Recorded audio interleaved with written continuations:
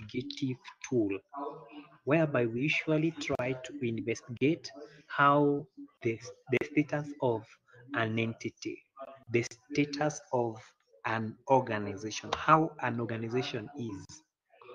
That's when we talk of auditing in terms of its uh, financial studying, in terms of its the assets that it has, or that one. But there is something that safeguards the assets of an organization, and these are what we call internal control systems.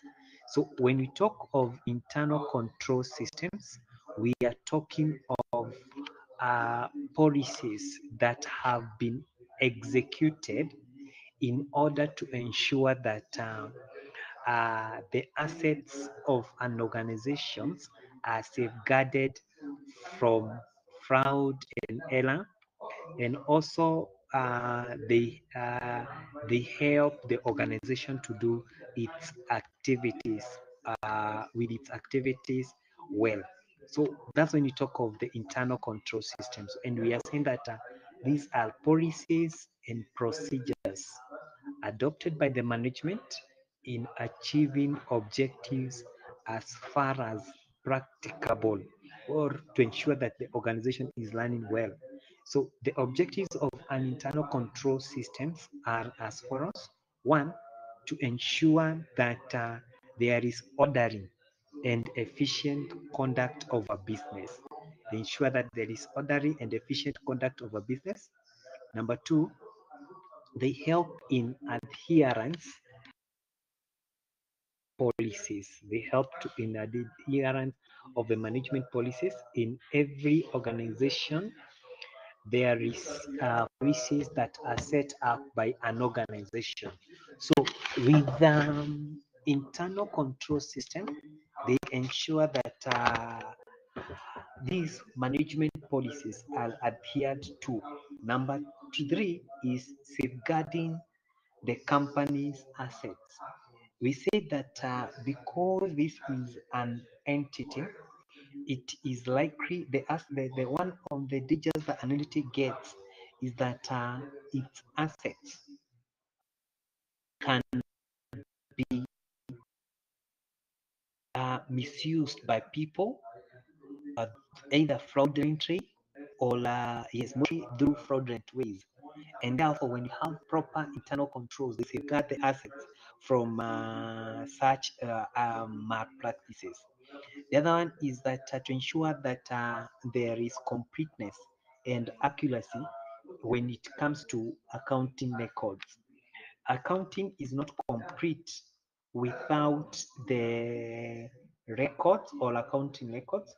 So, and to ensure that the records are complete and accurate, we should adopt good internal control systems.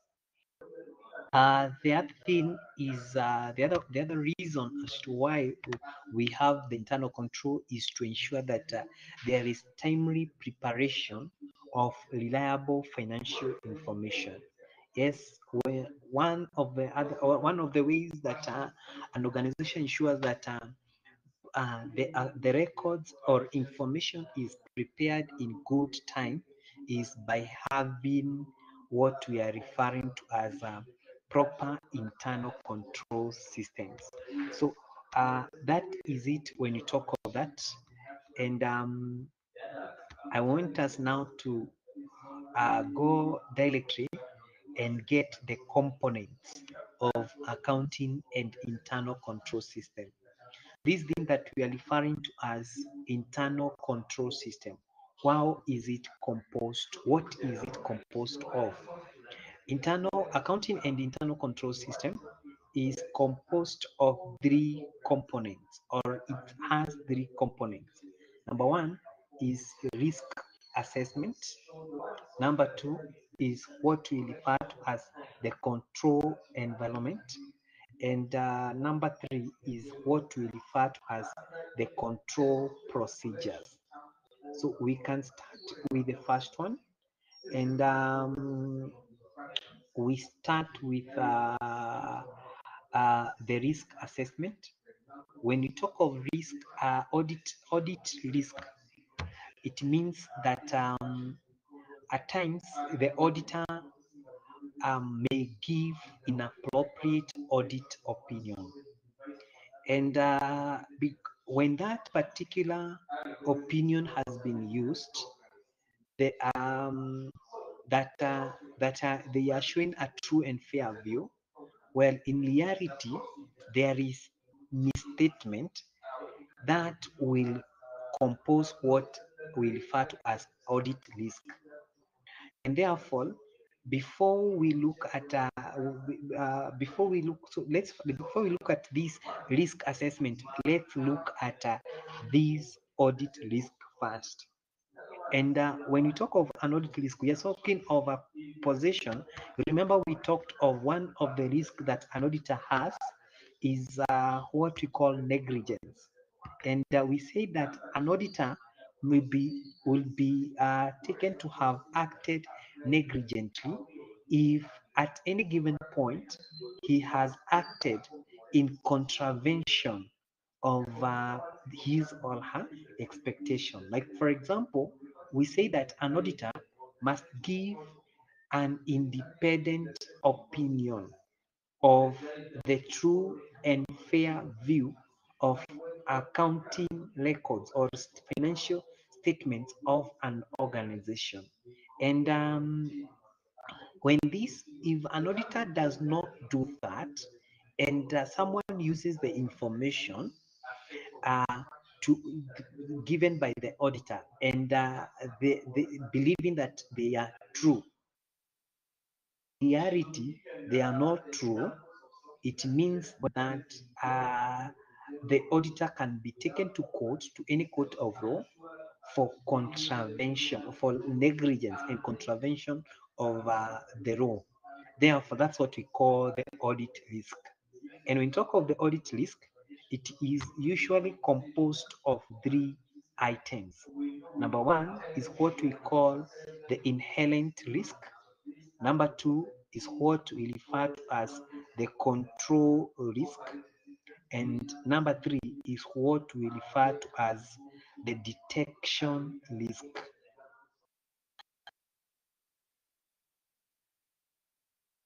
And we can start with the first one, that is the inherent risk. And when which is a risk that it's a risk that the account balances are and transactions could be materially misstatement, assuming that there were no internal control systems.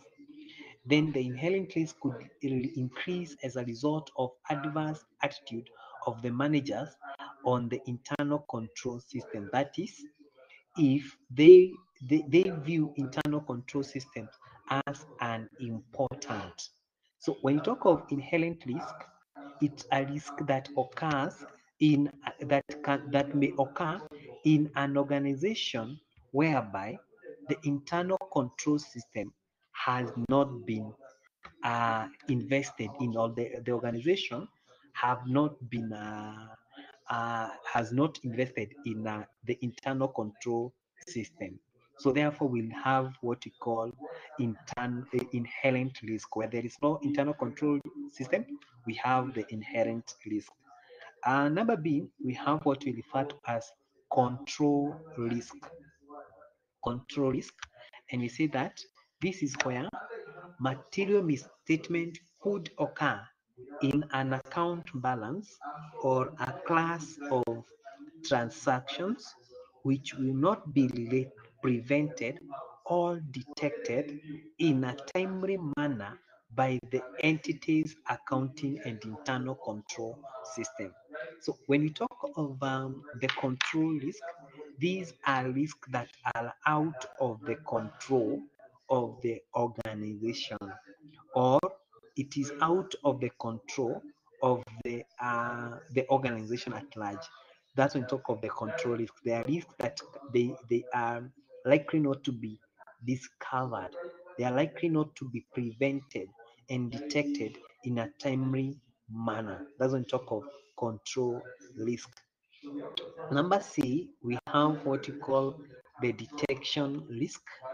And when we talk of the detection risk, we're saying that this is a risk that the auditors test the balances and the transactions of the balances and transactions will not detect a material misstatement that exist in accounts balance or a class of transactions. This implies that the detection risk is the only component of audit risk at the auditor's control. So, if you look at the first, the third type of risk, which you are saying it's a detection risk, you're saying that it's a risk that even after the auditors make some tests of balances and transactions, they will not see these material misstatement and that exist in the accounting information or the in a class of the transaction. That's when you talk of the detection risk. Is a risk that the chances of detecting it are very minimal. That's when we talk of the detection risk. Let's now look at something that we refer to as the risk-based audit. The risk-based audit. Um, this is an audit that uses a model called the audit risk model. And we are saying that if the inherent risk and the control risk are assessed to be high, remain within an overall acceptable audit risk, the level of acceptable detection risk must be low, meaning that the level of test of balances and transactions must be relatively high. So we are saying that for you to minimize the inherent and the control risk, you'll have to do a lot of tests or more tests on balances and transactions of an organization. And we are saying that if at any time, if the inherent and control risk are assessed to be low, then the level of acceptable or detection risk may be higher, leading to relatively lower level of test of balances and transactions, of balances and transactions. Therefore, the assessment of the inherent and control risk is an essential part in deciding the overall of the approach. So what we are saying is that when you are doing this, what this is called the risk-based audit, or when you are auditing based on the level of the risk, if at any given time the inherent and control risk are high, it means that you'll have to do a lot of tests. And if you note that the inherent and control risk are low, you have to do lower test. But it has its disadvantages. If you do less test, the detection risk will be high. If you do more tests, it means that the detection level will be low. That is when we talk of, and then when you are now doing the risk-based audit, you have now to balance the two, so that you should not do the best test and you be left with a lot of risk. So you should try to balance the two rather than talk over it. Let's now look at the advantages of the risk, the audit risk model. Advantages of risk audit model. Uh-huh. Number one is that they help to eliminate over and under auditing. Yes, when you talk of you are basing your audit based on risk, you do the correct, the required amount of tests. You will not do under test, you will not under test, or nor will you over test. So you do a moderate test. That's one of the advantage on that, on the other thing. The other one is that the results appear more rational and defensible than if the model was not used. Yes, you can be able to defend your results based. If you do a risk-based audit, you'll be able to defend the result, the outcome that you have gotten. And that's when you see that you can be able to justify the level of reliance on the internal control. You can be able to say, this thing can be relied up to this extent. That's when we talk of that. The other one is that helps to allow work to be delegated to junior members of audit staff who will be able to carry on without having to rely too much on their own judgment. Yes, you can be able to, auditing is done through the use of audit staff. So we are saying that you can be able to delegate work to junior members of the audit staff. Therefore, we can say that you can be able to carry on the audit work without having to rely too much on their own judgment. There is you are doing your work based on the risk assessment that is there. The other one is that it makes, because of the increased use of computers in businesses, it has made the calculation of audit risk easier, leading to more efficient and effective audit. Yes, because of the fact that that most of the businesses are using computers. There is no office that you can go, a serious office that you can go and lack a computer. Most of the offices that you go, you'll find that there is a computer in such an office. And therefore, because of the fact that there is increased use of computers in the businesses, it has made it easier to make the computations or the calculations of audit risk easier, and therefore the audit that will be done will be more efficient and effective. So let's go to the disadvantages of using this model.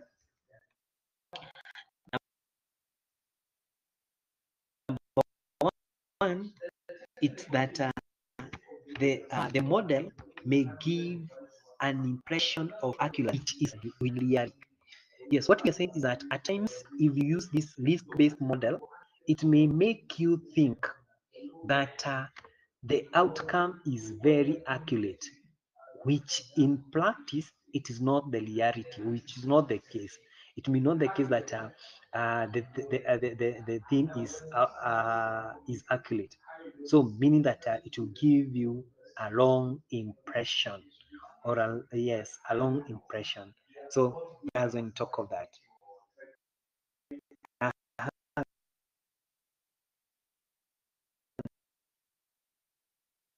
The other one is that need to be sufficiently large to allow for varied statistical contributions to be made.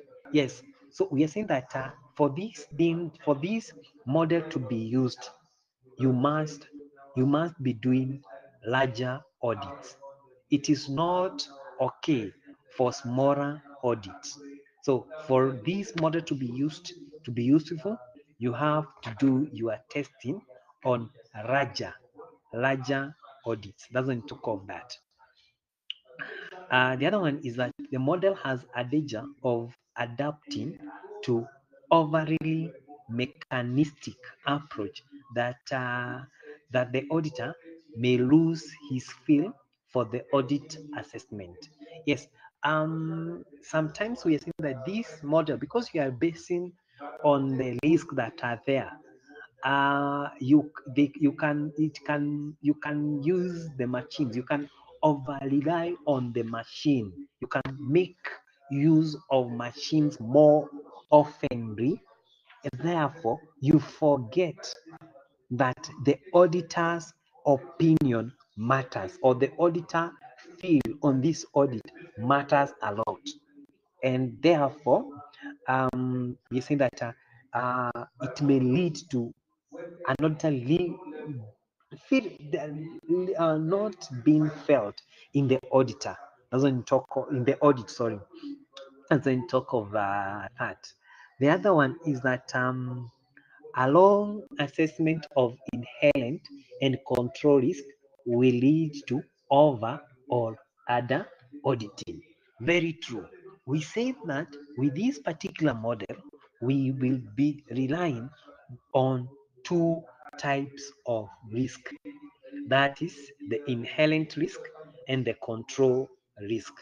If you underestimate the control risk, if you underestimate the control risk, it means that if you underestimate the control, it means you will under audit. If you overestimate, you will over audit.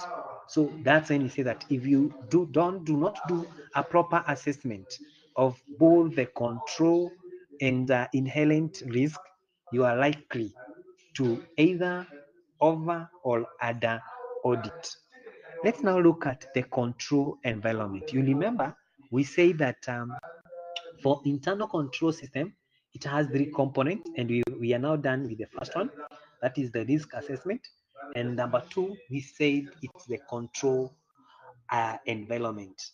So when you talk of the control environment, this is the overall attitude, awareness, and actions of the directors and the management regarding the internal control systems and its importance to the entity. So when you talk about control environment, this is the general attitude, the general feeling, the general awareness, the actions of the directors and the management when in relation to the internal control system.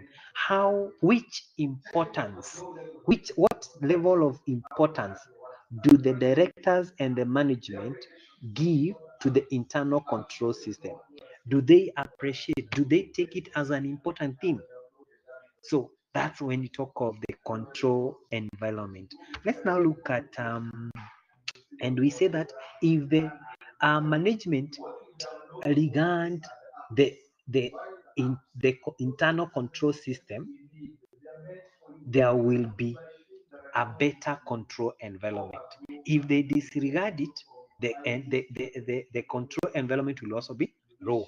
So that is what the control the control environment is concerned with.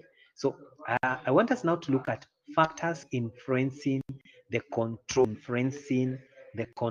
environment. And these notes are projected in my screen. I'm sharing my screen with you so you can follow them as I take you through the notes. So I've projected those particular notes, factors influencing the control environment. You remember, we have just said that the control environment, it's all about the attitude, the attitude, the general way that the manager usually do, or the actions the managers do, their awareness on the internal control systems. So what are the factors that usually influence the control environment? What are the factors that influence how the control environment is? So number one is the functions of the board members. If uh,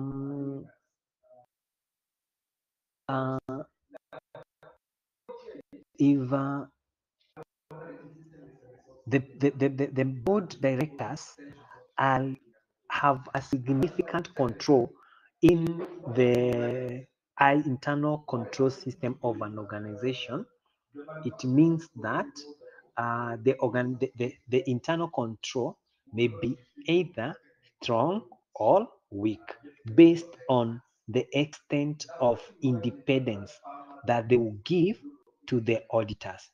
Because if the directors control everything in an organization, such that the auditors do not have that independence. They don't feel that that kind of an independence. It means that they will they will the control environment will be weak. The other one is the management philosophy and style. The way an organization is managed or is being governed matters a lot.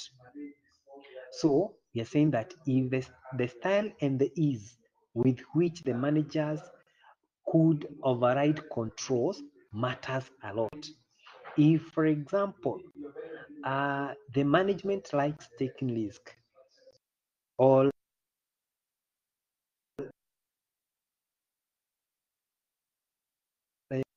that is an open-minded organization, or sometimes organization management are conservative.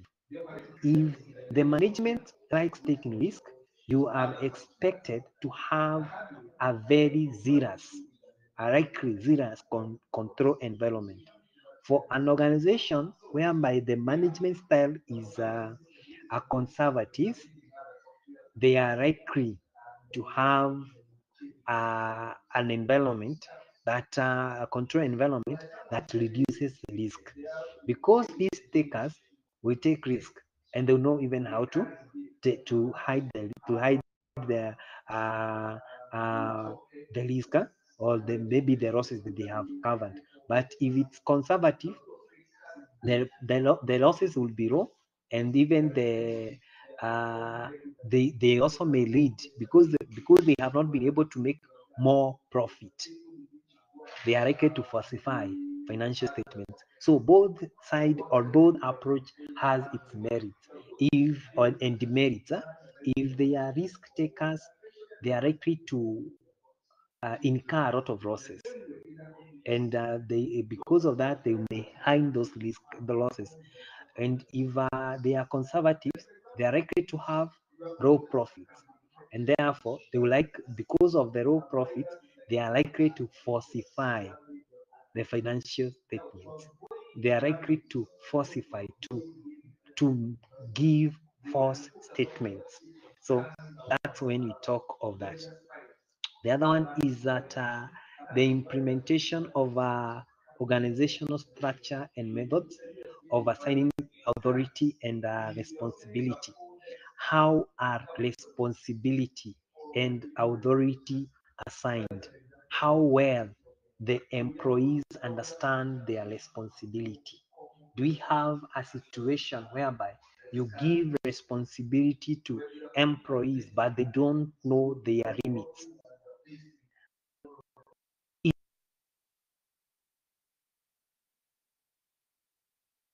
If that is the case, you are likely to have a control, whereby the auditor will be having to a lot of us. Because if you give someone who does not understand his or her function well, you are likely to have a lot of errors based on that. The other one is the personnel policies and procedures.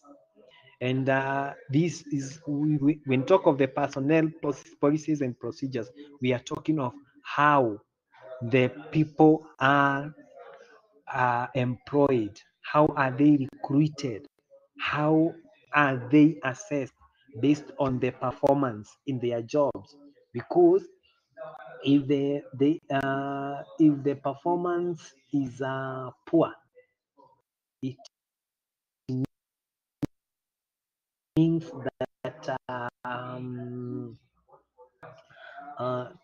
that the organization is likely to have a lot of risks. The risk will be high. But if the people are the people are employed based on their qualification, based on their skills, knowledge, and their performance, the level of risk will be low. So that one will also affect. The third thing that you have to look at is the control procedures. The control procedures. So when you talk of the control procedures, we are talking of the policies, and these will be the policies and the procedures which are adopted in addition to the control environment which the management has established to achieve the entity's specific objectives. The mix of the types of controls implemented by the management will depend on the control objectives and the size of the entity. So when talk of these policies and procedures that are adopted by an organization, we say that they are dependent mostly on the control objectives. What do you want to achieve at the end? And the size of the entity. How big is the organization? So it doesn't talk of that. Then they usually include one, the organizational plan chart. The organizational plan chart. When we talk of the organizational plan chart, this is the chart that shows the flow of command. This is the one that shows how organization is coordinated. Like for example, how the authority flows from the top to the bottom. How is the structure? How do you deal with issues? If someone wants to communicate, how are the communication channels? That's when we talk of the organization plan charts. And we are saying that organizations or companies should have proper organization plans.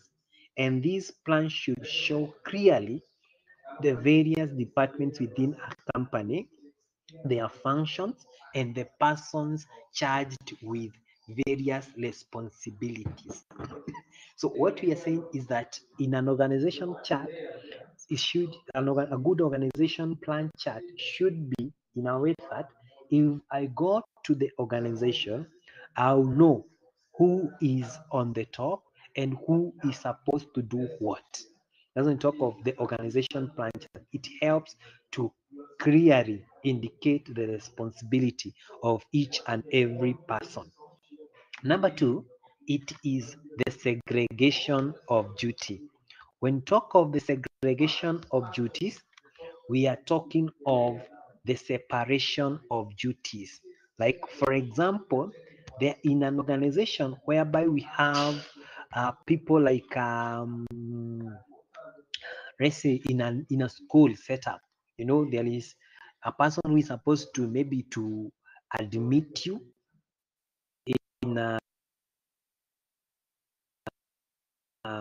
in your course. There is someone who is supposed to correct your fees. There's someone who is supposed to teach you. There is someone who ensure you are secure. There are people who man the security. So that is a good example of segregation of duties, so that you know who is responsible to do what and at what time. Like for example, if I miss to if I miss if I miss to if I miss a class, you cannot go to the VC's class and ask him why he missed a class.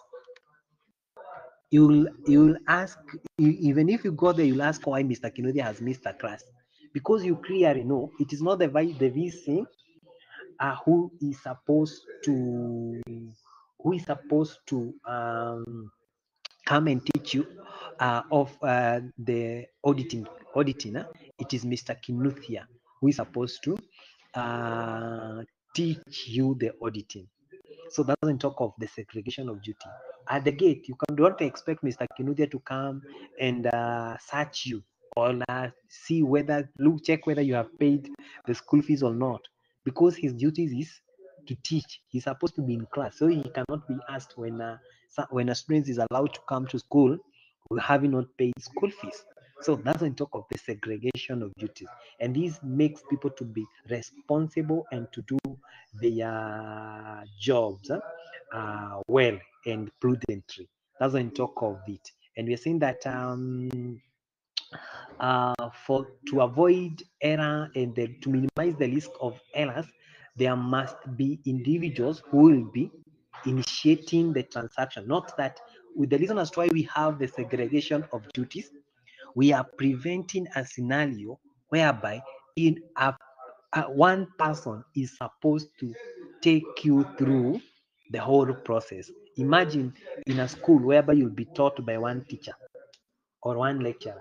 That lecturer is the one who takes you, who corrects your fees, and he's the one who manages the gate. He's the one who manages the reception. He's the one who does everything. Imagine such a scenario. You not get quality services. You're likely to get confused, because this is on the same person who does everything. So that's why you say that there must be someone who initiates the transaction. There is someone who authorizes a different level of management. There is someone who executes the transactions, and there is someone who records. This one ensures that the work the work done is done purely, clearly, and well. That's when you talk of such. So, and therefore it also reduces chances of errors and also fraud. Because, like, for example, if the person who admits you at the school makes an error, the account clerk, maybe he gives you an admission number, like similar to another person's admission number.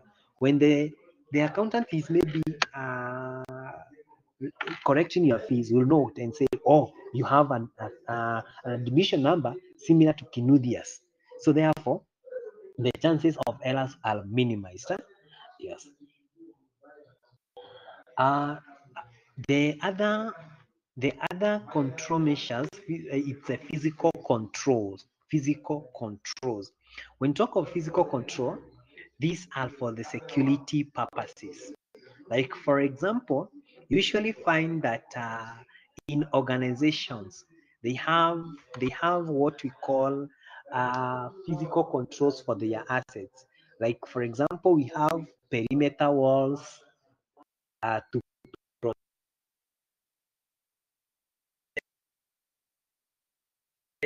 people and authorized people to come to the organization. We have circuit CCTV. We also have registers that monitors the movement of assets, such. So when talk of those physical controls, they are controls concerned with the custody of organization assets. That's when talk of the physical control, and these ones controls them. This is like they help to prevent theft. They also help to control assets from being misused. And also, in addition to the physical controls, we also have the employment of security guards. The security guards, they usually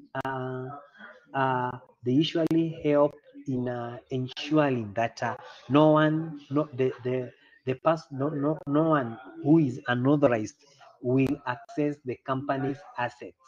So that's when we talk of the physical control measures. The other one is also on the physical control. You can also look over you having lock and key, like in your home. You have a control on who comes in and goes out, because maybe you have a gate or you have a door whereby you lock you usually ensure that it is locked, to ensure that the assets that are there are well protected. That's when we talk of such. Then number D is authorization and approval. Authorization and approval. So when talk of authorization and approval, before you use any asset, there must be someone who will first of all, give you the permission to use that particular item.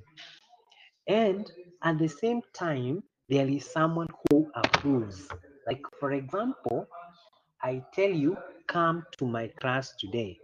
But to ensure that the process is clear, I tell you to do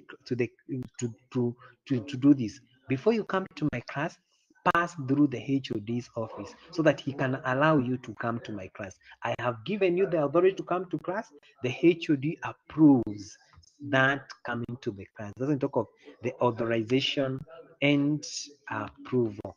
This one usually ensures that there is security in terms of the assets. The other one is the arithmetic and accounting controls. When talk of the arithmetic and accounting control, this is where we check the transactions or the records. We are checking the transactions and records that have been recorded in the financial reports. When we do this arithmetic and accounting control, we do this in order to ensure that the records are complete, accurate, and accurate at the same time. this is done by checking each and every detail. This is to ensure that there are no errors. You know, most of the areas that people make mistakes in is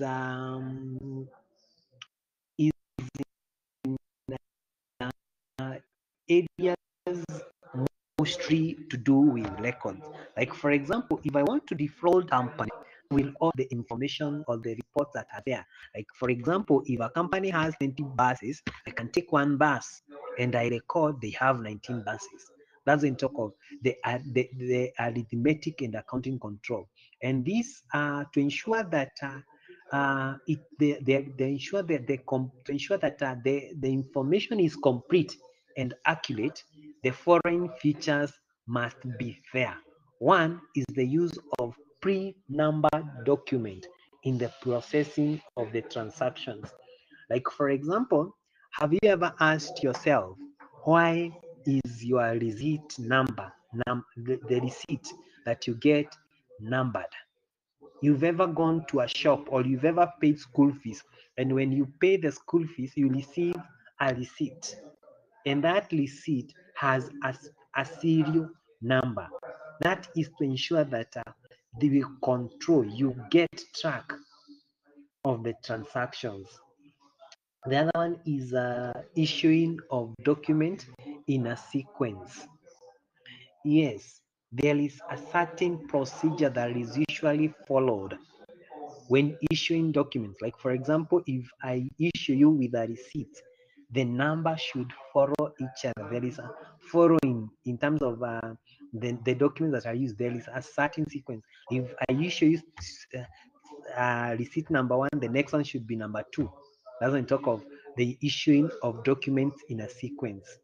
The other one is the monitoring movement of documents by the use of a register in which all people in possession of specific documents have signed. Like, for example, when you're moving documents or when you are like registers, you before you take it from where it is kept, you have to sign that I am the one who has taken this particular document. I am the one who is in possession of these documents. Yeah, that is help in monitoring the movement. The other one is production of exception receipts.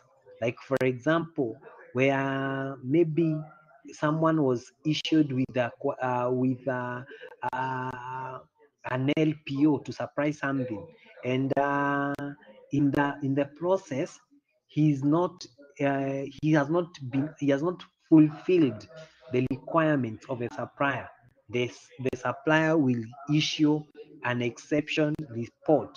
This exception report says, yes, we had given you the money to supply, but we are not satisfied. We are not satisfied with what you are uh, um, with whatever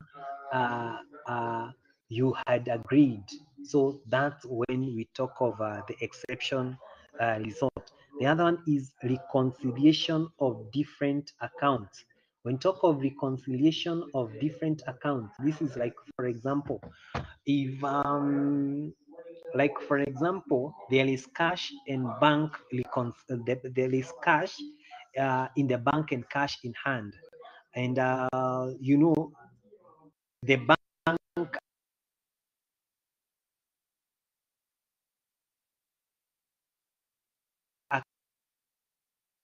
account has a lot of transaction that you transact actually have is a bank. Like for example, if in your cash book, I know you've been taught cash books. If the cash book says in the bank you have 20,000, then you try to see whether whatever you are saying is what you have is whether it's the whatever the bank record states. That's when you talk of that's when you talk of reconciliation. Or like for example, if in records you are saying that you have 10 computers, you can even go and try it and count. Yes, in the records I have 10. Do I really have 10 computers? You go on and count. That is a way of reconciliation. That's when you talk of it. Uh-huh. Then the other one is the other control measure is through the personnel. The personnel is another measure. Um, for any system to work, there must be people behind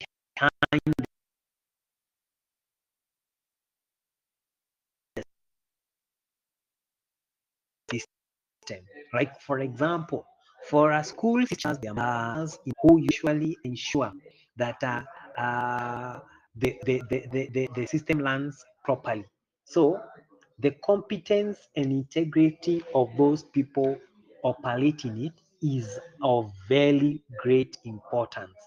So therefore, the company or organization must recruit competent staff with integrity and intelligence. And therefore, people in an organization must be assigned responsibility based on their capability.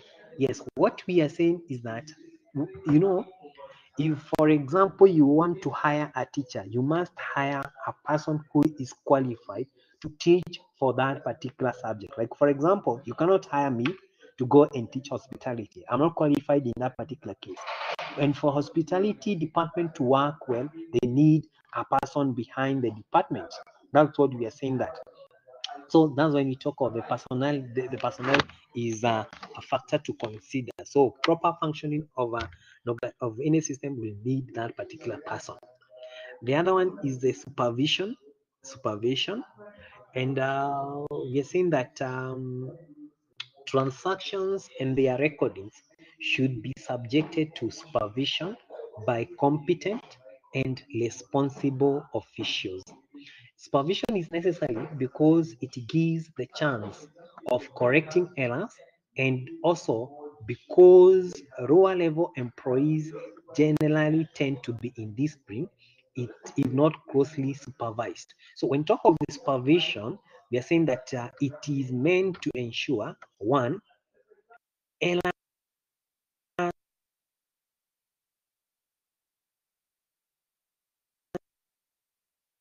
are minimized. The errors are minimized.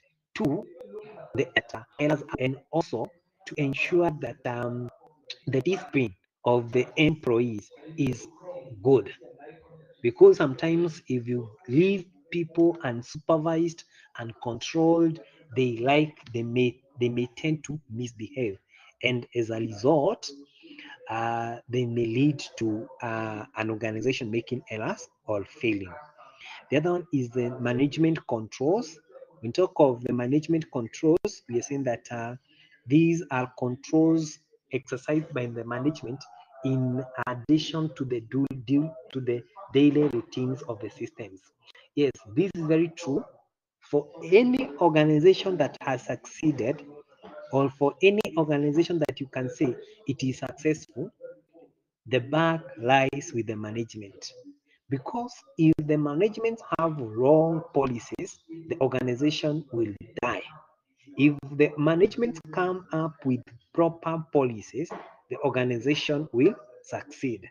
So we are saying that this management control is very important, and they usually influence uh, how the organization, the actual performance of the organization in terms of budget, internal audit functions, and others.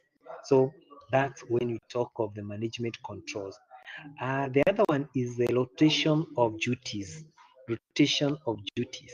Yes, have you ever asked why someone keeps on being changed from one maybe job to another? One of the reason could be to ensure that the level of errors are minimized. Like for example, if in an organization, someone in a certain level tends to be in that level for quite a long period of time, they will learn the system. And therefore, chances of them making errors and going and proceeding without being noticed are very high. Therefore, when you keep on rotating workers from one department or from one to another, helps to in encouraging uh, the organization to avoid risks, and also it also enhances the integrity of the system, because if it's only one person who is responsible of the system for a long period of time, it means that this particular person can even manipulate the system with as in accordance to his or her own wish. Doesn't talk of the rotation of duties. The other one is the routine and automatic checks. Sometimes it's good to have a routine and automatic checks. This one helps to ensure that the operations are running efficiently. Ni kama umeemploy mtu, unakuja unamshtua tu you check on him or her when he or she is not aware. When that one is okay, that particular person, when he knows that he or she knows that you are likely to come to the organization anytime and check what he or she is doing, such a person is likely to be efficient. And therefore, they are saying that such routine and automatic checks, they minimize the chances of errors and fraud. The other one is the internal audit. Internal audit is very important. Most of the organization, I don't know whether we've not covered internal audit. It's a topic on itself.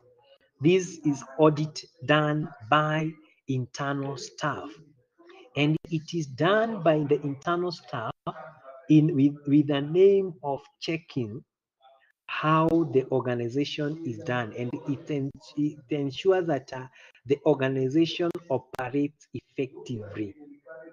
They help to ensure to check the effectiveness of internal control policies and procedures, and they make findings and recommendations which are reported to the management. And this one helps the organization to run efficiently and smoothly. So that's when we talk of such. Let's now look at the limitations of internal control system. Number one, it is very costly. That is one of it. To implement internal control system, sometimes the cost may be so high. It doesn't talk of the cost benefit analysis. It may be too costly, and even compared to the benefits that you are getting from them. The other one is that it has a limited coverage. It has a limited coverage. When talk of the limited coverage, we say that it may not cover all the areas of the organization. Therefore,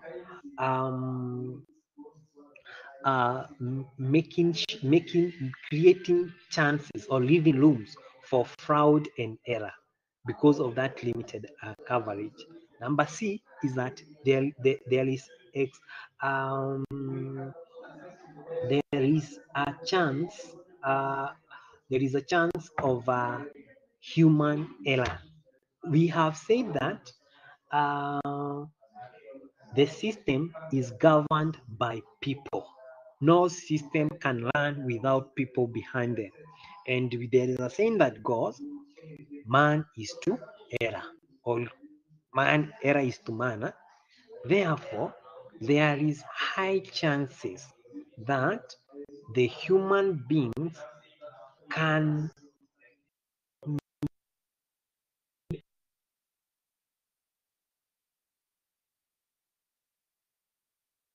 due to their carelessness, distraction, they may cause system. So therefore, uh, that one is also a limitation. The other one is abuse of responsibilities. You may give the senior management some responsibility to govern the organization, and therefore at times because of that they may tend to misuse the responsibility located to them. Therefore they manipulate the system to their own good or to their own benefits.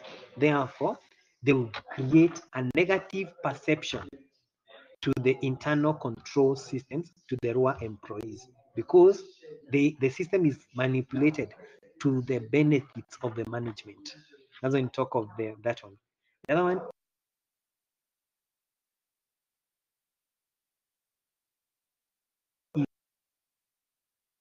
is corruption.